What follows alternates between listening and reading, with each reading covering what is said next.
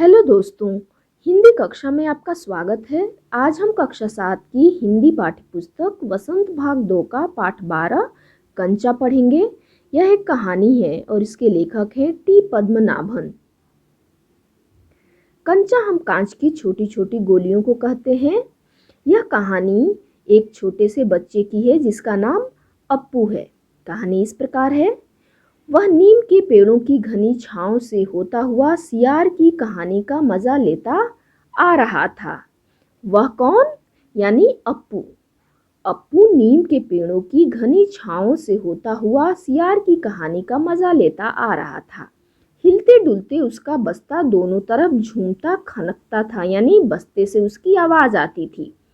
Slate कभी छोटी शीशी से टकराती तो कभी पेंसिल से, यानी उसके बस्ते के अंदर जो स्लेट थी वो कभी छोटी शीशी से टकराती तो कभी पेंसिल से।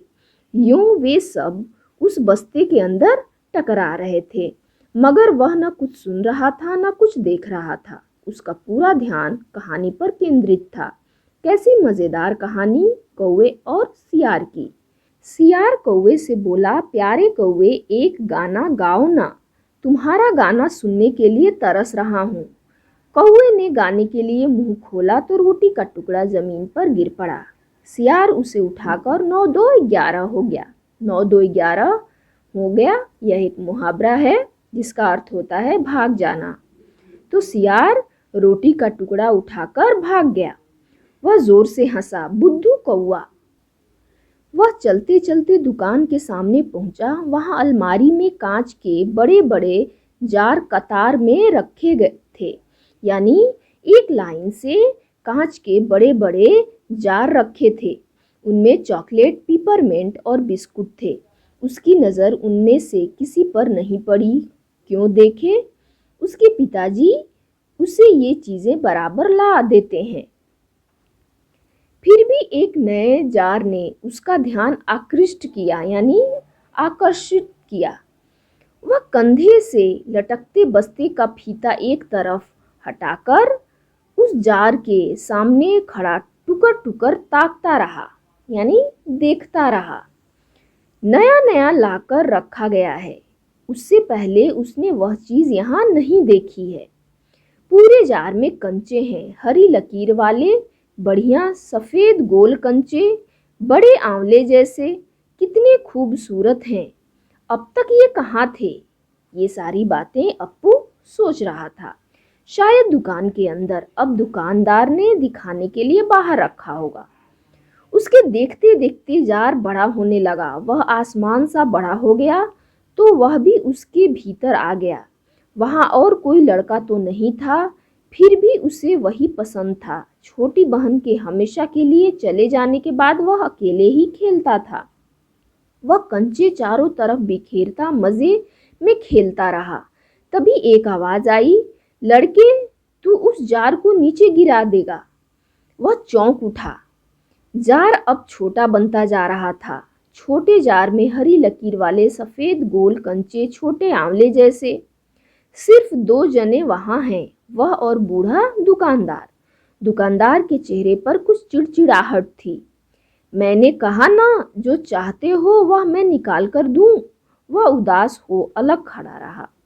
क्या कंचा चाहिए? दुकानदार ने जार का ढक्कन खोलना शुरू किया। उसने निषेध में सिर हिलाया, यानी उसने मना किया। तो फिर सवाल खूब रहा, क्या उसे कंचा चाहिए? क्या चाहिए उसे खुद मालूम नहीं है। जो भी हो, उसने कंचे को छूकर देखा। जार को छूने पर कंचे का स्पर्श करने का एहसास हुआ। अगर वह चाहता तो कंचा ले सकता था। लिया होता तो? स्कूल की घंटी सुनकर वह बस्ता थामे हुए दौड़ पड़ा। यानी अप्पू को जब स्कूल की घंटी सुनाई दी तो वह स्कूल की तरफ दौड़ पड़ा। देर से पहुंचने वाले लड़कों को पीछे बैठना पड़ता है। उस दिन वही सबके बाद पहुंचा था, इसलिए वह चुपचाप पीछे की बेंच पर बैठ गया। सब अपनी अपनी जगह पर हैं। रामन अगली बेंच पर है, वह रोज समय पर आता है। तीसरी बेंच के आखिर में मलिका के बाद अम्मू बैठी है। जॉर्ज दिखाई नहीं पड़ता। लड़कों के बीच जॉर्ज ही सबसे अच्छा कंचे का खिलाड़ी है। कितना भी बड़ा लड़का उसके साथ खेले, जॉर्ज से मात खाएगा। मात खाना यानी हार जाएगा। हारने पर यूं ही विदा नहीं हो सकता। हारे हुए को अपनी बंद मुट्ठी जमीन पर रखनी होगी। तब जॉर्ज कंचा चलाकर बंद मुट्ठी के जोड़ों की हड्डी तोड़ेगा। जॉर्ज क्यों नहीं आया? अरे हाँ, जॉर्ज को बुखार है ना। उसे रामन ने यह सूचना दी थी। उसने मलिका को सब बताया था। जॉर्ज का घर रामन के घर के रास्ते में पड़ता है। अप्पू कक्षा की तरफ ध्यान नहीं दे रहा है। मास्टर जी, उसने हड़बड़ी में पुस्तक खोलकर सामने रख ली। रेलगाड़ी का सबक था। रेलगाड़ी रेलगाड़ी पृष्ठ 37। घर पर उसने यह पाठ पढ़ लिया है। मास्टर जी बीच बीच में बेंत से मेज ठोकते हुए ऊंची आवाज में कह रहे थे, बच्चों, तुम में से कई ने रेलगाड़ी देखी होगी। उसे भाप की गाड़ी भी कहते हैं, क्योंकि उसका यंत्र भाप की शक्ति से ही चलता है। भाप का मतलब पानी से निकलती भाप से है। तुम लोगों के घरों के चूल्हे में भी। अप्पू ने भी सोचा, रेलगाड़ी, उसने रेलगाड़ी देखी है। चुप चुप, यही रेलगाड़ी है। वह भाप की भी गाड़ी का मतलब? मास्टर जी की आवाज अब कम ऊंची थी। वे रेलगाड़ी के हर एक हिस्से के बारे में समझा रहे थे। लोहे का एक बड़ा कांच का जार, उसमें हरी लकीर वाले सफेद गोल कंचे, बड़े आंवले जैसे। जॉर्ज जब अच्छा होकर आ जाएगा तब उससे कहेगा। उस समय जॉर्ज कितना खुश होगा। सिर्फ वे दोनों खेलेंगे और किसी को साथ खेलने नहीं देंगे। उसने चेहरे पर चॉक का टुकड़ा आ गिरा तो उसके चेहरे पर चॉक का टुकड़ा आ गिरा। अनुभव के कारण वह उठकर खड़ा हो गया। मास्टर जी गुस्से में हैं। अरे तू इधर क्या कर रहा है? उसका दम घुट रहा था। बोल। वह खामोश खड़ा रहा। क्या नहीं बोलेगा? वे अप्पू के पास पहुंचे। सारी कक्षा सांस रोके हुए उसी तरफ देख रही है। उसकी घबराहट बढ़ गई। मैं अभी किसके बारे में बता रहा था? तो उसके मास्टर जी अप्पू से पूछते हैं कि मैं अभी किसके बारे में बता रहा था। कर्मठ मास्टर जी उस लड़के का चेहरा देखकर समझ गए कि उसके मन में और कुछ है। शायद उसने पाठ पर ध्यान दिया भी हो। अगर दिया है तो उसका जवाब उसके मन से बाहर ले आना है। इसी में उनकी सफलता है। हाँ हाँ बता, डरना मत। मास्टर जी ने देखा अप्पू की जबान पर जवाब था हाँ हाँ। वह कांपते हुए बोला, कंचा। कंचा? वे सकपका गए। कक्षा में भूचाल आ गया। Stand up. मास्टर साहब की आंखों में चिंगारियां सुलग रही थी। यानी मास्टर साहब बहुत गुस्सा हो गए थे। अप्पू रोता हुआ बेंच पर चढ़ा।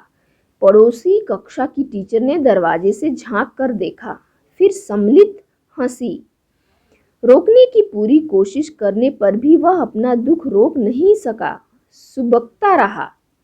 रोते रोते उसका दुख बढ़ता ही गया। सब उसकी तरफ देख देख कर उसकी हंसी उड़ा रहे हैं। रामन, मलिका, सब। कक्षा के सारे बच्चे अप्पू की हंसी उड़ा रहे थे, क्योंकि मास्टर जी ने उसे बेंच पर खड़ा कर दिया था। बेंच पर खड़े खड़े उसने सोचा, दिखा दूंगा सबको, जॉर्ज को आने दो। जॉर्ज जब आए, जॉर्ज के आने पर वह कंचे खरीदेगा। उनमें से किसी को वह खेलने नहीं बुलाएगा। कंचे को देखे ललचाएंगे। इतना खूबसूरत कंचा है, हरी लकीर वाले सफेद गोल कंचे, बड़े आंवले जैसे। तब शक हुआ, कंचा मिले कैसे? क्या मांगने पर दुकानदार देगा? जॉर्ज को साथ लेकर पूछे तो? नहीं दे तो? ये सारी बातें अप्पू सोच रहा है। किसी को शक हो तो पूछ लो। मास्टर जी ने उस घंटे का सबक समाप्त किया। क्या किसी को कोई शक नहीं? अप्पू की शंका अभी दूर नहीं हुई थी। वह सोच रहा था, क्या जॉर्ज को साथ ले चलने पर दुकानदार कंचा नहीं देगा? अगर खरीदना ही पड़े तो कितने पैसे लगेंगे? रामन ने मास्टर जी से सवाल किया और उसे सवाल का जवाब मिला। अमरी ने शंका का समाधान कराया। कई छात्रों ने यह दोहराया। अप्पू क्या सोच रहे हो? मास्टर जी ने पूछा। पूछ लो ना, शंका क्या है? शंका जरूर है। क्या जॉर्ज को साथ ले चलने पर दुकानदार कंचे देगा? नहीं तो कितने पैसे लगेंगे? क्या 5 पैसे में मिलेगा? 10 पैसे में? मास्टर जी ने फिर बोला, क्या सोच रहे हो? पैसे? क्या? कितने पैसे चाहिए? किसके लिए? वह कुछ नहीं बोला। हरी लकीर वाले सफेद गोल कंचे उसके सामने से फिसलते रहे, यानी पूरे समय वह कंचों के बारे में सोचता रहा। मास्टर जी ने पूछा, क्या रेलगाड़ी के लिए? उसने सिर हिलाया। बेवकूफ, रेलगाड़ी को पैसे से खरीद नहीं सकते। अगर मिले तो उसे लेकर क्या करेगा? वह खेलेगा, जॉर्ज के साथ खेलेगा, रेलगाड़ी नहीं, कंचा। चपरासी एक नोटिस लाया। मास्टर जी ने कहा, जो फीस लाए हैं वे ऑफिस जाकर जमा कर दें। बहुत से छात्र गए। राजन ने जाते जाते अप्पू के पैर में चिकोटी काट ली। उसने पैर खींच लिया। उसे याद आया उसे भी फीस जमा करनी है। पिताजी ने उसे 1.5 रुपया इसके लिए दिया है। उसने अपनी जेब टटोल कर देखा, 1 रुपए का नोट और 50 पैसे का सिक्का। वह बेंच से उतरा। किधर? मास्टर जी ने पूछा। उसके कंठ से खुशी के बुलबुले उठे। फीस देनी है। फीस मत देना, मास्टर ने कहा। वह झिझकता रहा। On the bench. वह बेंच पर चढ़कर रोने लगा। क्या भविष्य में कक्षा में ध्यान से पढ़ेगा? ध्यान दूंगा। वह दफ्तर गया। दफ्तर में बड़ी भीड़ थी। बच्चों, एक एक करके आओ, क्लर्क बाबू बता रहे हैं। पहले मैं आया हूँ। मैं ही आया हूँ। मेरे बाकी पैसे? इस शोरगुल से अप्पू दूर खड़ा रहा। रामन ने फीस जमा की, मलिका ने जमा की। अब थोड़े से लड़के ही बचे हैं। वह सोच रहा था, जॉर्ज को साथ लेकर चलूं तो देगा ना, शायद दे, नहीं तो कितने पैसे लगेंगे? 5 पैसे, 10 पैसे, हरी लकीरों वाले गोल सफेद कंचे। घंटी बजने पर फीस जमा किए हुए सभी बच्चे उधर से चले। वह भी चला, मानो नींद से जागकर चल रहा हो। क्या सब फीस जमा कर चुके? कक्षा छोड़ने के पहले मास्टर जी ने पूछा। वह नहीं उठा। शाम को थोड़ी देर इधर उधर टहलता रहा। लड़के गीली मिट्टी में छोटे गड्ढे खोदकर कंचे खेल रहे थे। वह उनके पास नहीं गया। फाटक के सिंकचे थामे उसने सड़क की तरफ देखा। वहां उस मोड़ पर दुकान है। दुकान में अलमारी, बाहर खड़े खड़े छू सकेगा। अलमारी में शीशे के जार हैं, उनमें एक जार में पूरा बस्ता कंधे पर लटकाए वह चलने लगा। दुकान नजदीक आ रही है। उसकी चाल की तेजी बढ़ी। वह अलमारी के सामने खड़ा हो गया। दुकानदार हंसा। उसे मालूम हुआ कि दुकानदार उसके इंतजार में है। वह भी हंसा। कंचा चाहिए है ना? उसने सिर हिलाया। दुकानदार जार का ढक्कन जब खोलने लगा तब अप्पू ने पूछा, अच्छे कंचे हैं ना? बढ़िया, फर्स्ट क्लास कंचे। तुम्हें कितने कंचे चाहिए? कितने कंचे चाहिए? कितने चाहिए? कितने? उसने जेब में हाथ डाला। 1 रुपया और 50 पैसे हैं। उसने यह निकालकर दिखाया। दुकानदार चौंका। इतने सारे पैसों के? सबके? पहले कभी किसी लड़के ने इतनी बड़ी रकम से कंचे नहीं खरीदे थे। इतने कंचों की जरूरत क्या है? वह मैं नहीं बताऊंगा। दुकानदार समझ गया। वह भी किसी जमाने में बच्चा रहा था। उसके साथ ही मिलकर खरीद रहे होंगे। यही उनके लिए खरीदने आया होगा। वह कंचे खरीदने की बात जॉर्ज के सिवा और किसी को बताना नहीं चाहता था। दुकानदार ने पूछा, क्या तुम्हें कंचा खेलने आता है?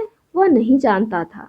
तो फिर कैसे कैसे सवाल पूछ रहा है। उसका धीरज जवाब दे रहा था। उसने हाथ फैलाया। दे दो। दुकानदार हंस पड़ा। वह भी हंस पड़ा। कागज की पोटली छाती से चिपटाए वह नीम के पेड़ों की छांव में चलने लगा।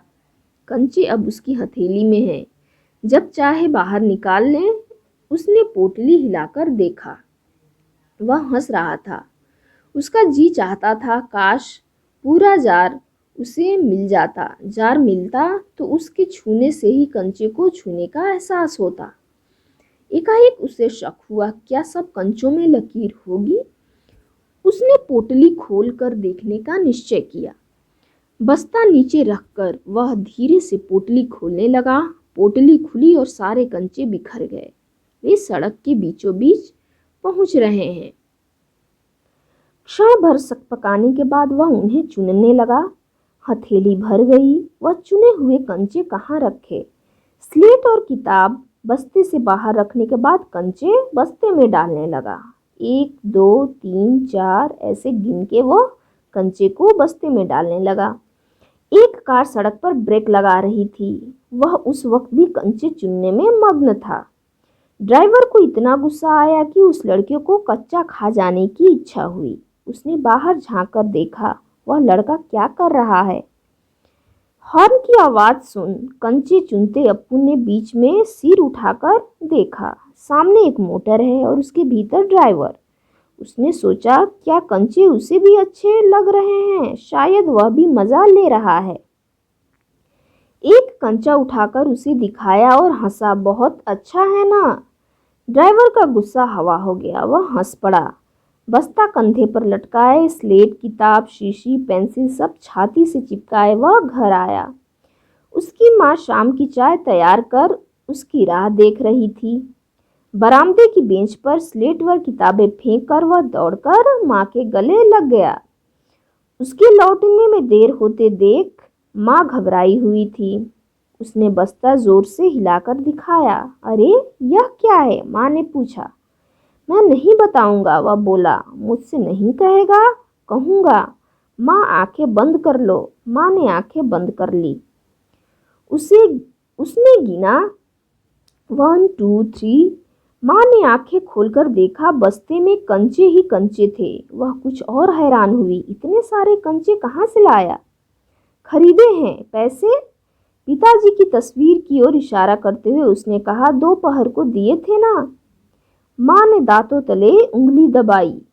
यह भी एक मुहावरा है, दांतों तले उंगली दबाना। यह एक मुहावरा है जिसका अर्थ होता है आश्चर्यचकित होना।